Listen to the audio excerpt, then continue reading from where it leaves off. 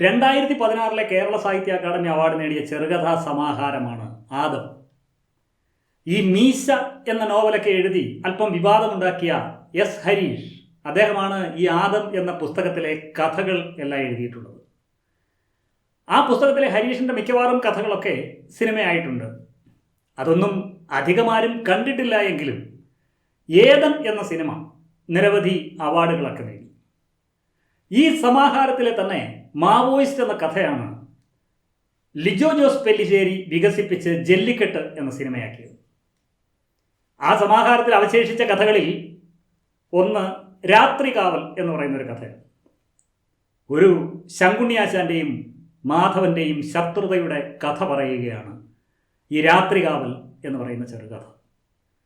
അത് ഈ ഹരീഷും ഈ സിനിമയുടെ സംവിധായകനായ പ്രേം ശങ്കറും ചേർന്ന് ഒരുമിച്ചിരുന്ന് അതിൻ്റെ തിരക്കഥയൊക്കെ എഴുതി സംഭാഷണവുമൊക്കെ ഒപ്പിച്ച് പുറത്തിറങ്ങിയ സിനിമയാണ് തെക്കുവടക്ക് എന്ന സിനിമ.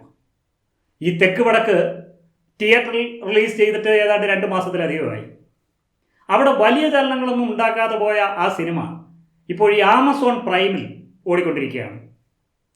തിയേറ്ററിൽ പോയി ടിക്കറ്റ് എടുത്ത് അബദ്ധം സംഭവിച്ചിട്ടില്ലാത്ത ആളുകൾക്ക് ഇനിയും സമയമുണ്ടെങ്കിൽ, അതിനുള്ള സാവകാശവും ക്ഷമയും ഉണ്ടെങ്കിൽ കണ്ടിരിക്കാം. ആ തെക്കുവടക്ക് എന്ന സിനിമയുടെ വിശേഷങ്ങളാണ് ഇന്നത്തെ സിനിമാ ടാക്കീസിൽ നമ്മൾ സംസാരിക്കുന്നത്. എല്ലാവർക്കും സ്വാഗതം.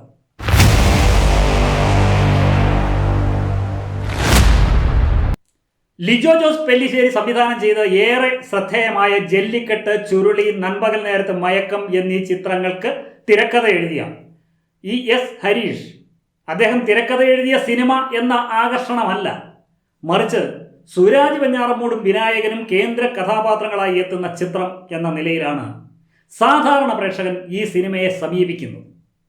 അത് ഈ സിനിമയുടെ നിർമ്മാതാക്കൾ ആദ്യം തന്നെ മനസ്സിലാക്കണമായിരുന്നു. ഈ ചിത്രത്തിൻ്റെ ട്രെയിലർ പുറത്തു വന്നപ്പോൾ അല്പം പ്രതീക്ഷയൊക്കെ ഉണ്ടായിരുന്നു ഈ സിനിമയെപ്പറ്റി. സുരാജും വിനായകനും തമ്മിൽ വഴക്കിടുന്ന ടീസറുകൾ നേരത്തെ തന്നെ പുറത്തിറങ്ങിയിരുന്നു. ഇരുവരും തമ്മിലുള്ള രസകരമായ വഴക്ക് തന്നെയാകും, അല്ലെങ്കിൽ അവരുടെ ഈഗോ പ്രദർശനമാകും ഈ സിനിമയെന്നാണ് ഇത് പുറത്തിറങ്ങുന്നതിന് മുൻപ് നൽകിയ സൂചന. ഈ അയ്യപ്പനും കോശിയും ഒക്കെ പോലെ ഈഗോ നിറഞ്ഞ 2 കഥാപാത്രങ്ങൾ സൃഷ്ടിക്കുന്ന കോമഡി ആയിരിക്കും സിനിമയുടെ പ്രമേയം എന്നൊക്കെ പ്രതീക്ഷിച്ച് തന്നെയാണ് അന്ന് ടിക്കറ്റ് എടുത്തത്. കാരണം ഈ സുരാജും വിനായകനും നമ്മളെ നന്നായി ചിരിപ്പിച്ച നടന്മാരാണ്. മാത്രമല്ല ഈ സിനിമയുടെ പേരും ഇതിൻ്റെ പരസ്യങ്ങളും പ്രീ റിലീസ് പ്രകടനങ്ങളുമെല്ലാം അത്തരത്തിലുള്ളൊരു ഫീലാണ് നമുക്ക് നൽകിയത്. അങ്ങനെയുള്ള ഒരു ഫീലും വെച്ച് ഒരു മുൻവിധിയോടെയും ഈ സിനിമ കാണാൻ ആരും OTTയിൽ കയറിയിരിക്കേണ്ട. വലിയ അസാധാരണത്വമൊന്നും ആഗ്രഹിക്കാതെ ഇരുന്ന് കാണാൻ കഴിയുന്ന ഒരു ചെറിയ സിനിമ. ഈ സിനിമയുടെ സംവിധായകനായ പ്രേം ശങ്കർ, അദ്ദേഹം വിവിധ ചലച്ചിത്ര മേളകളിലൊക്കെ മത്സര വിഭാഗത്തിലെത്തിയ 2 പേർ എന്ന ഒരു ചിത്രത്തിൻ്റെ സംവിധായകൻ കൂടിയാണ്. ഇത് അദ്ദേഹത്തിൻ്റെ 2ാമത്തെ ചിത്രമാണെന്നാണ് ഞാൻ കരുതുന്നത്. പേരറിയാത്തവർ എന്ന ചിത്രത്തിലെ അഭിനയത്തിന് മികച്ച നടനുള്ള ദേശീയ പുരസ്കാരത്തിന് അർഹനായ നടനാണ് ഈ സുരാജ് വെഞ്ഞാറമൂട്. കമ്മട്ടിപ്പാടത്തിലെ അഭിനയത്തിന് സംസ്ഥാന സർക്കാരിൻ്റെ മികച്ച നടനുള്ള പുരസ്കാരം നേടിയ നടനാണ് വിനായകൻ. മാത്രമല്ല ഈ സമീപകാലത്ത് പ്രകടനം കൊണ്ട് നമ്മളെ അത്ഭുതപ്പെടുത്തുന്ന 2 നടന്മാരാണ് ഈ 2 പേര്. ഇവർ രണ്ടും പ്രധാന വേഷങ്ങളിൽ എത്തുന്ന സിനിമ എന്നതാണ് ഈ തെക്കുവടക്ക് എന്ന സിനിമയുടെ പ്രധാന ഹൈലൈറ്റ്. ബാക്കി എല്ലാ കാര്യങ്ങളും മറന്നേക്കും. ഇവർ 2 പേരും തമ്മിലുള്ള കോംബോ, ഇവരുടെ മത്സരിച്ചുള്ള പ്രകടനം, അത് ആസ്വദിക്കാൻ മാത്രം ആഗ്രഹിക്കുന്നവർക്ക് വേണമെങ്കിൽ ഈ സിനിമ ഇരുന്നൊന്ന് കാണാം. ശങ്കുണ്ണി എന്ന അരിമിൽ ഉടമയായിട്ടാണ് സുരാജ് വെഞ്ഞാറമൂട് അഭിനയിക്കുന്നത്. മാധവൻ എന്ന ഇലക്ട്രിസിറ്റി ബോർഡ് എഞ്ചിനീയറായിട്ടാണ് വിനായകൻ അഭിനയിക്കുന്നത്. ആള് പെൻഷൻ പറ്റിയ ആളാണ് കേട്ടോ. ഈ 2 കഥാപാത്രങ്ങളും ഈ 2 നടന്മാരുടെ കൈകളിൽ ഭദ്രമാണ് എന്നത് മാത്രമല്ല, ഈ നടന്മാരുടെ മുൻപുള്ള പ്രകടനങ്ങളിൽ നിന്നൊക്കെ, നമ്മൾ കണ്ട് ശീലിച്ച പ്രകടനങ്ങളിൽ നിന്നൊക്കെ തികച്ചും വ്യത്യസ്തമായ ഒരു അനുഭവം കാണികൾക്ക് സമ്മാനിക്കുന്നുണ്ട് ഈ സിനിമ. ഈ 2 നടന്മാർ ചേർന്ന് ഈ സിനിമയുടെ മറ്റെല്ലാ ഘടകങ്ങളെയും നിഷ്പ്രഭമാക്കി എന്ന് പറയാതിരിക്കാൻ നിർവാഹമില്ല. ഈ ശങ്കുണ്ണിയും മാധവനും ബാല്യകാലം മുതൽ അയൽവാസികളും സഹപാഠികളും സുഹൃത്തുക്കളുമൊക്കെയാണ്. ആ ബാല്യകാലത്തിലെ സൗഹൃദങ്ങൾ, അത് മറ്റ് നിരവധി ആളുകളുണ്ട്. അതെല്ലാം അവർ അതുപോലെ തന്നെ കീപ്പ് ചെയ്ത് മുന്നോട്ട് കൊണ്ടുപോവുകയാണ്. ഇപ്പോഴും അതൊക്കെ തന്നെയാണ്, ആ സൗഹൃദങ്ങളൊക്കെ തന്നെയാണ് സിനിമയുടെ ഒരു പ്രധാന അവസ്ഥ എന്ന് പറയുന്നത്. എല്ലാവർക്കും ഇപ്പോഴും 10-60 വയസ്സൊക്കെ പ്രായമായി. ഈ സൗഹൃദം നിലനിൽക്കുമ്പോൾ തന്നെ ഈ ശങ്കുണ്ണിക്കും മാധവനും ഇടയിൽ ഒരു വൈരുദ്ധ്യം കൂടി മുളപൊട്ടുന്നുണ്ട്. അത് ബാല്യത്തിൽ എപ്പോഴോ സംഭവിച്ച ഒരു സംഭവത്തിൽ നിന്നും വളർന്ന് അത് വലുതായതാണ് ആ വൈരുദ്ധ്യം. ആ വൈരുദ്ധ്യം ക്രമേണ വളർന്ന് അതൊരു വൈരാഗ്യമായി മാറി പിന്നീട് അതൊരു കോടതി വ്യവഹാരമായി വീർപ്പ് മുട്ടി പൊട്ടിത്തെറിക്കാൻ നിൽക്കുന്ന ഒരു സാഹചര്യത്തിലാണ് തെക്ക് വടക്ക് എന്ന സിനിമ ആരംഭിക്കുന്നത് തന്നെ. സത്യത്തിൽ ഈ സിനിമയിൽ പരാമർശിക്കുന്ന കോടതി വ്യവഹാരവും ഈ തർക്കവസ്തുവിനെ സംബന്ധിച്ചുള്ള അവകാശവാദവും ഒക്കെ ഈ ശങ്കുണ്ണിയും മാധവനും തമ്മിൽ ഉണ്ടാക്കി വെച്ചതല്ല. അത് അവരുടെ അപ്പന്മാർ തമ്മിലുണ്ടായിരുന്ന ഒരു തർക്കം അവരുടെ കാലം കഴിഞ്ഞപ്പോൾ ഈ ശങ്കുണ്ണിയിലേക്കും മാധവനിലേക്കും എത്തിപ്പെട്ടത്. കഥയിലത് നമുക്ക് ഫീൽ ചെയ്യുന്നുണ്ട് എങ്കിലും സിനിമയിൽ അതിൻ്റെ ശരിയായ ഒരു ഇഫക്റ്റ് നൽകാൻ കഥാകൃത്തിനും സംവിധായകനും അവർ രണ്ടുപേരും ഒരുപോലെ പരാജയപ്പെട്ടതുകൊണ്ട് ഈ സിനിമയ്ക്കുള്ളിലെ താത്വികമായൊരു ഭാവം അത് തുടക്കത്തിൽ തന്നെ നഷ്ടപ്പെട്ടു എന്ന് പറയും. പിന്നെ നമുക്ക് ആശ്രയിക്കാവുന്നത് ഈ രണ്ട് മഹാനടന്മാരും ചേർന്ന് നമ്മളെ എത്രമാത്രം ചിരിപ്പിക്കുന്നു എന്നത് വെച്ചാണ്. നമുക്ക് ചിരിച്ചാൽ മതിയല്ലോ, അല്പം പോലും ചിന്തിക്കാൻ പാടില്ലല്ലോ.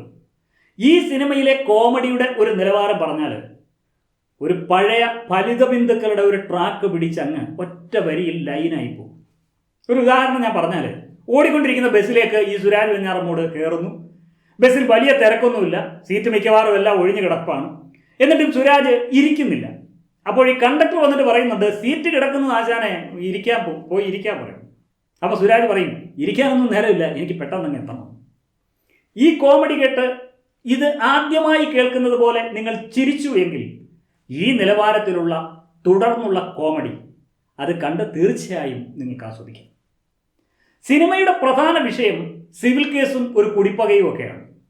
പാലക്കാട് ജില്ലാ കോടതി പരിസരത്ത് നടക്കുന്ന ഈ സിനിമയുടെ ഒന്നാം പകുതിയിൽ കോടതിയാണ് പ്രധാനമായിട്ടുള്ള ഒരു ലാൻഡിംഗ് പ്ലേസ്. എന്നാൽ കോടതി ഒരിക്കലും സിനിമയിൽ കാണിക്കുന്നില്ല. കോടതിയുടെ അകം സിനിമയിൽ പ്രദർശിപ്പിക്കുന്നില്ല. കോടതിയുടെ പരിസരവും ചില വക്കീൽ ഓഫീസുകളും ഇതൊക്കെ കാണിച്ച് കോടതിയെയും കോടതി വ്യവഹാരങ്ങളെയും നമുക്ക് അനുഭവപ്പെടുത്തിയിട്ടുണ്ട് സംവിധായകൻ. അതാണ് ഈ സിനിമയുടെ ഏറ്റവും പുതിയ അനുഭവമായി പ്രത്യേകതയായി എനിക്ക് തോന്നിയത്. ഒരു 45 രൂപയോ 50 രൂപയോ ഒക്കെ നഷ്ടപരിഹാരം വാങ്ങുന്നതിന് വേണ്ടി 10-30 വർഷം സിവിൽ കോടതിയിൽ കേസ് പറഞ്ഞ് അത് വിജയിപ്പിച്ച ഒരു വല്യപ്പനുണ്ടായിരുന്നു എൻ്റെ കുടുംബത്തിൽ എന്നോ പണ്ടെങ്ങോ എന്ന് പറഞ്ഞു കേട്ടിട്ടുണ്ട്. ഈ സിനിമയിലെ കോടതി വ്യവഹാരം എന്നെ ആ വല്യപ്പനെ ഓർമ്മിപ്പിച്ചു. രണ്ടുപേർ തമ്മിലുള്ള തർക്കത്തിൽ യാതൊരു രക്ഷയുമില്ലാതെ കോടതിയിൽ പോകുന്നതും പിന്നീട് ആ കോടതി ജീവിതത്തിൽ നിന്നും ഒഴിവാക്കാൻ കഴിയാത്ത ഒരിടമായി മാറുന്നതും നമ്മളെ ഫീൽ ചെയ്യിപ്പിക്കുന്നുണ്ട്. ഈ സിനിമയിലെ സുരാജ് അവതരിപ്പിക്കുന്ന കഥാപാത്രം പറയുന്ന ചില ഡയലോഗുകൾ. ഈ വ്യവഹാര ലഹരി എന്നൊരു ലഹരിയുണ്ട്. അത്തരത്തിലുള്ള ആളുകൾക്ക് കോടതിയിലേക്ക് കയറുമ്പോൾ എന്തോ ഒരു വല്ലാത്ത മനസ്സുഖം. കോടതി, അതിനകത്തെ വാദിക്കൂട്, പ്രതിക്കൂട്, ജഡ്ജി, വക്കീലന്മാർ, പിന്നെ നമ്മളെ കാണാനും കേൾക്കാനും കുറേ ആളുകൾ, പോലീസുകാർ, അങ്ങനെ ഒരു പ്രത്യേക സുഖം. അത് വല്ലാത്തൊരു സുഖമാണെന്ന് കരുതുന്ന ചില ആളുകളുണ്ട്. അത്തരത്തിലുള്ള ഒരാളാണ് ഈ സിനിമയിലെ സുരാജ് ചെയ്യുന്ന കഥാപാത്രം ശങ്കുണ്ണി. ഇങ്ങനെയാണ് ഈ കഥാകൃത്തും സംവിധായകനും ഒക്കെ കൂടി നമ്മളോട് പറഞ്ഞു വച്ചിരിക്കുന്നത്. എന്നാൽ സിനിമയ്ക്കുള്ളിൽ ഇതൊന്നും നമുക്ക് ഫീൽ ചെയ്യുന്നില്ല. പിന്നെ ഒരു പാർട്ടി ഓഫീസും ഒരു ലോക്കൽ കമ്മിറ്റി സെക്രട്ടറിയും 2 ദേശാഭിമാനി പത്രവും അത് ഇടയ്ക്ക് എടുത്തൊന്ന് വീശി കാണിച്ചാൽ താത്വിക നിലപാടാണെന്ന് കരുതുന്ന സിനിമാക്കാരോട് എനിക്ക് പണ്ടും സഹതാപമാണ്. ഭൂലോക ഫ്രാഡുകളായ 2 വിവരദോഷി നായകന്മാരെ കൊണ്ട് നിർത്തിയിട്ട് യവന്മാർ 2 കമ്മ്യൂണിസ്റ്റ് ആണെന്ന് പറയുന്ന മേനി നടിപ്പുണ്ടല്ലോ, അത് നമ്മുടെ നാട്ടിൽ വില പോകില്ല എന്നതുകൊണ്ടാണ് റിലീസായ ആദ്യ ദിവസം തന്നെ ഈ സിനിമയെ നേരെ തെക്കോട്ടെടുത്തു. ഒരുപക്ഷെ ഇതിൻ്റെ കഥാകാരൻ്റെ ഒരു ക്വാളിറ്റി വെച്ച് നോക്കിയാൽ ഒരു സംസ്ഥാന അവാർഡിനുള്ള സാധ്യതയൊന്നും തള്ളിക്കളയാൻ പറ്റില്ല. എന്നാലും ഒരു തർക്കഭൂമി ഒഴിപ്പിക്കാൻ വേണ്ടി കൂലിക്ക് ആളിനെ പൊറോട്ടയും ബീഫും ഒക്കെ വാങ്ങി കൊടുത്തിട്ട് നിരത്തിയിരുത്തി തൂറിച്ച് വിപ്ലവം സൃഷ്ടിച്ച ഭാവനയുടെ നാറ്റത്തിന് ഈ കഥാകാരൻ മലയാളത്തിൽ ജീവിച്ചിരിക്കുന്ന കാലത്തോളം കുറവുണ്ടാകില്ല എന്ന് ഉറപ്പാണ്. ഈ സിനിമയുടെ ഒന്നാം പകുതി വിനായകൻ കൈകാര്യം ചെയ്യുന്ന മാധവന്റെ കൈകളിലും രണ്ടാം പകുതി സുരാജ് വെഞ്ഞാറമ്മൂട് കൈകാര്യം ചെയ്യുന്ന ശങ്കുണ്ണിയുടെ കൈകളിലുമാണ്. ജയിലറിന് ശേഷം വിനായകൻ അഭിനയിക്കുന്ന ചിത്രം കൂടിയാണ് ഇത്. വലിയ വേഷപ്പകർച്ചയോടുകൂടിയൊക്കെയാണ് വിനായകൻ എത്തുന്നത്. കഷണ്ടിയും നരച്ച കൊമ്പം മീശയും പെട്ടെന്ന് തിരിച്ചറിയാനാവാത്ത ഒരു ഭാവവുമൊക്കെയാണ് വിനായകൻ ഇതിനകത്ത് പ്രദർശിപ്പിക്കുന്നത്. ഗെറ്റപ്പിൽ മാത്രമല്ല, നടത്തയിലും ചിരിയിലും ഡയലോഗ് ഡെലിവറിയിലും പുകവലിയിലും കള്ളുകുടിയിലും എല്ലാം മറ്റൊരു വിനായകൻ സ്വയം സൃഷ്ടിച്ചു. കഥയ്ക്കോ തിരക്കഥയ്ക്കോ വിനായകൻ എന്ന നടനെ ഒന്നും ചെയ്യാനാകില്ല എന്ന് തെളിയിക്കുന്നതാണ് സത്യത്തിൽ ഈ സിനിമയിലെ കഥാപാത്രം. വിനായകന്റെ പ്രകടനം കണ്ട് തിരക്കഥ പോലും കണ്ണു തള്ളിയിരിക്കുന്നത് പലയിടത്തും നമുക്ക് അനുഭവപ്പെടും. ഒന്നാം പകുതിയിൽ ഈ സിനിമയെ തൂക്കി നിർത്തുന്നത് വിനായകൻ ഒറ്റയ്ക്ക് തന്നെയാണെന്ന് പറയാം. ഒന്നാം പകുതിയിലെ കസകസ എന്ന് തുടങ്ങുന്ന ഒരു ഗാനം, അതിൻ്റെ ചിത്രീകരണം, അത് സിനിമയെ കൂടുതൽ സിനിമയ്ക്ക് കൂടുതൽ വാണിജ്യ മൂല്യം നൽകാൻ സഹായിച്ചിട്ടുണ്ട്. വിനായകനൊപ്പം പിടിച്ചു നിൽക്കാൻ കഴിയുന്നില്ല എങ്കിലും രണ്ടാം പകുതി സുരാജ് ഒരുവിധമൊക്കെ പൊക്കിപ്പിടിച്ച് കൊണ്ടു നടക്കുന്നുണ്ട്. നരയും പല്ലിൻ്റെ പ്രത്യേകതയും അങ്ങനെയൊക്കെ ചില പൊടിക്കൈകളൊക്കെ വെച്ച് കെട്ടി സുരാജിനെ കൊണ്ടും നന്നായി കഥയില്ലാത്ത ആട്ടമാടിച്ചു.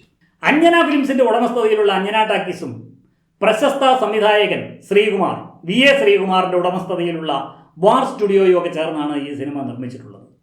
വിനായകനും സുരാജ് വെഞ്ഞാറമ്മൂടിനുമൊപ്പം നിരവധി സോഷ്യൽ മീഡിയ താരങ്ങൾ ഒന്നിക്കുന്ന സിനിമ കൂടിയാണ് തെക്ക് വടക്ക്.